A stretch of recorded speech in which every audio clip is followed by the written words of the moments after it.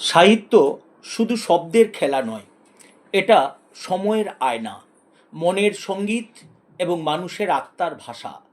আজ এই চ্যানেলের মাধ্যমে আমি, ত্রিপাঠী স্যার আর তুমি, আমরা একসাথে হাঁটব বাংলা ও ইংরেজি সাহিত্যের অলিগলি ধরে, কবিতা, গল্প, নাটক, উপন্যাস আর ব্যাকরণের নিগূঢ় সত্যের সন্ধানে।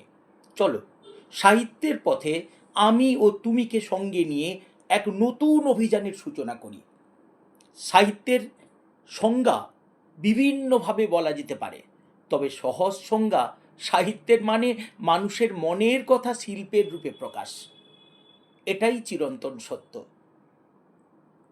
সাহিত্য কি? সাহিত্য মানে মন খারাপ হলে যাকে পড়লে মন ভালো হয়ে যায়। সাহিত্য মানে হৃদয় যখন কথা বলতে চায়, কলমে ঝরে তার ভাষা। সাহিত্য মানে বইয়ের পাতায় জমে থাকা সৃষ্টির আন্দোলন, আস্ফালন। সাহিত্য মানে বইয়ের পাতায় জমে থাকা বৃষ্টির ফোঁটা আর রোদ্দুরের আলো। সাহিত্য মানে কারো প্রেম, কারো বেদনা, কারো প্রতিবাদ, কিন্তু ভাষায় গাঁথা অলঙ্কারের সাজানো এমন কিছু প্রতিলিপি। সাহিত্য পড়লে মানুষ প্রেমিক হয়, কিন্তু প্রেমে পড়ে না, প্রেম বোঝে। অনেকের ধারণা সাহিত্য পড়লে মানুষ প্রেমিক হয়। পুরো ভুল ধারণা। সাহিত্য পড়ে, সাহিত্য লিখলে, সাহিত্য পড়লে প্রেমে পড়া যায় না, প্রেম বোঝা যায়। সাহিত্য আমাদের সময়ের টাইম মেশিন।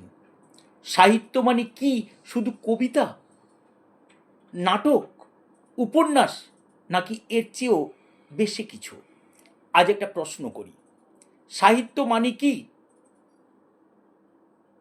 এটা কি শুধু গম্ভীর গলা আর কবিতার কোটেশন মারার জিনিস, নাকি সাহিত্য মানে প্রেম, প্রতিবাদ, কিংবা দুপুরবেলার বৃষ্টি পড়া দেখে গুনগুন করে গান গাওয়া? সাহিত্য মানে তবে কি? মন খারাপের সময় এক টুকরো কবিতা, পুরনো প্রেমপত্রের মতো গন্ধ মেশানো একটা গল্প, এটাই তো সাহিত্য। সাহিত্য মানে কি? সাহিত্য মানে মনকে বলা যায়, এই যে মন, এবার একটু হাঁটো, একটু উড়ে চলো, একটু কাঁদো, একটু হাসো। সাহিত্য মানে কোনোদিন না বলা কথাগুলোকে পাতায় পাতায় লেখা, মুখ ফুটে না বলা আবেগকে ছন্দে বাঁধা। এবার প্রশ্ন উঠতে পারে, উই লিভ অন দ্য এরা of science, it is a computer এরা। বিজ্ঞানের যুগে সাহিত্যকে ভালোবাসবো কেন? কেন সাহিত্য নিয়ে পড়ব? সাহিত্য কেন পড়ব? আমি বলি, কারণ সাহিত্য পড়লে তুমি রাজা হতে পারো শেক্সপিয়ারের নাটকে, বিপ্লবী হতে পারো বঙ্কিমের উপন্যাসে, প্রেমিক হতে পারো রবি ঠাকুরের কবিতায়, আর কখনো কখনো তুমি নিজেকেই চিনে ফেলো জীবনানন্দের লাইনে। আর সাহিত্যের স্বাদ কেমন?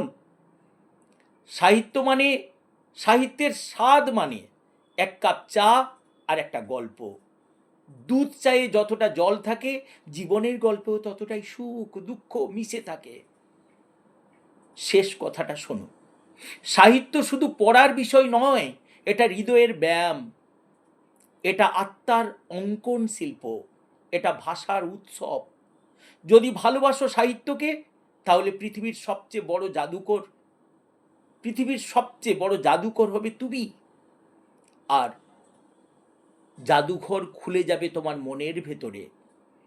পৃথিবীর সবচেয়ে বড় জাদুঘর খুলে যাবে তোমার মনের ভেতরে।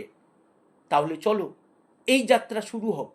সাহিত্যের জগতে একটু আনন্দ, একটু ভাবনা আর অনেক ভালোবাসা নিয়ে।